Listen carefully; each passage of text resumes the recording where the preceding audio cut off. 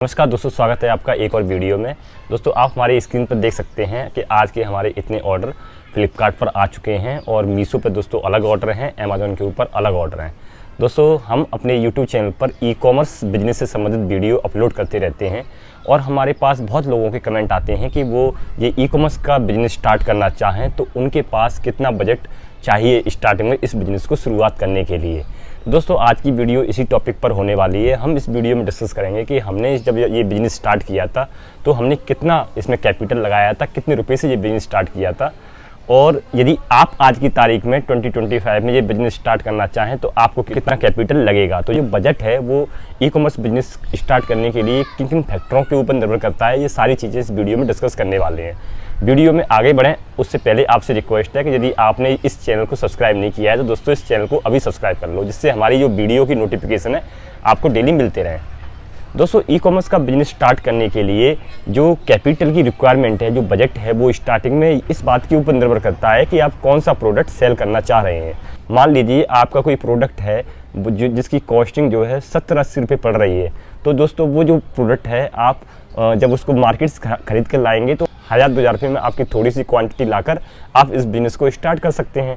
और यदि आपका प्रोडक्ट थोड़ा कॉस्टली है, मान लीजिए वो 400 या 500 रुपये का एक प्रोडक्ट आपको कॉस्टिंग पड़ रहा है, तो दोस्तों फिर उसकी इन्वेंट्री आप खरीदेंगे तो आपने जैसे मान लो स्टार्टिंग में 100 पीस लेकर आए या 200 लेकर आए तो आपका कैपिटल उस हिसाब से लगेगा। तो पहली चीज़ है आपकी प्रोडक्ट की कॉस्टिंग कि आप कौन सा प्रोडक्ट लेकर आ रहे हैं। दूसरी चीज़ दोस्तों, इसमें जो ज़रूरत की चीज़ें हैं जो काम आती हैं इस ई कॉमर्स बिजनेस में, जैसे कि लैपटॉप है, आपका एक थर्मल प्रिंटर है। थर्मल प्रिंटर नहीं है तो लेज़र प्रिंटर से भी आप काम चला सकते हैं, तो वो भी आपका चलेगा, नो प्रॉब्लम। और इसमें एक आपको जीएसटी लेने की ज़रूरत पड़ती है। जीएसटी की हर महीने फाइलिंग होगी। जो भी एडवोकेट या सीए फाइल करेगा वो अपना फीस लेगा हर महीने, जो भी 750 से 1000 रुपये के बीच में जो आप किस एरिया में रह रहे हैं उस हिसाब से डिपेंड करता है।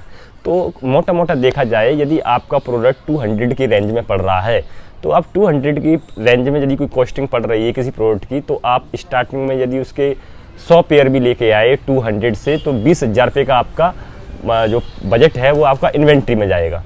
और बाकी जो लैपटॉप है, प्रिंटर है, वो आप मार्केट में सर्च कर ही सकते हैं, वो कितने रुपए के आपको मिल रहे हैं, तो आप उसको ऐड ऑन कर लीजिए।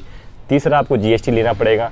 तो मैं कुल मिला के अगर मोटा मोटा आपको बताऊं तो 50,000 रुपये में लगभग जो है आपका ये ई कॉमर्स का बिजनेस स्टार्ट हो जाएगा। फिर जब ये सारी चीज़ें आप इनिशियल फेज में कर लेंगे और जब आपको स्टार्टिंग में ऑर्डर तो आएंगे नहीं, आप स्टार्टिंग में जब आप लिस्टिंग करेंगे अपने प्रोडक्ट की अमेज़ॉन, फ्लिपकार्ट या मीशो के ऊपर, तो फिर आपको ऐड कैंपेन भी रन करनी पड़ेंगी। यानी कि आपको ऑर्डर लाने के लिए आपको एड्स लगाने पड़ेंगे, कैंपेन क्रिएट करने पड़ेंगे, तो उसमें भी दोस्तों आपका बजट जाएगा, क्योंकि स्टार्टिंग में आपके प्रोडक्ट के ऊपर रिव्यू और विजिबिलिटी लाने के लिए थोड़ा पैसा आपको वहाँ भी इन्वेस्ट करना पड़ता है। स्टार्टिंग में 10-5 हज़ार के आपको ऐड जो है आपको रन अपने प्रोडक्ट के ऊपर करने पड़ेंगे। जब आपके प्रोडक्ट के ऊपर रिव्यू और रेटिंग थोड़ी बहुत हो जाएंगी, तब जाके आपके जो प्रोडक्ट के ऊपर जो ऑर्गेनिक ऑर्डर हैं जो बिना ऐड कैंपेन लगाए आएंगे वो आपके जब शुरू होंगे।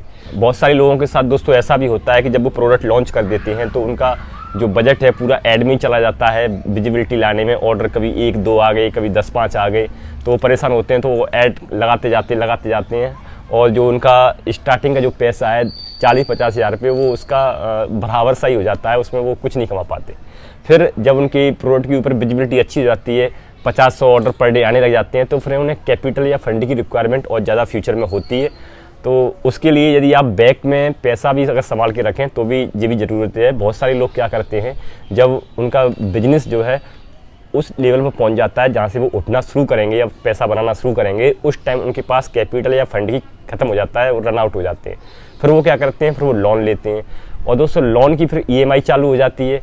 कभी किसी महीने ऑर्डर आते हैं, कभी किसी स्लो डाउन हो गया, कभी कभी बीच में ऐसा भी फेज आता है, तो फिर जो प्रॉफिट वो कमा रहे हैं उसमें से फिर वो लोन में बढ़ते चले जाएंगे, तो फिर उनका पैसा दिखता नहीं है। यदि आपके पास बैक में भी पीछे फंड है लगाने के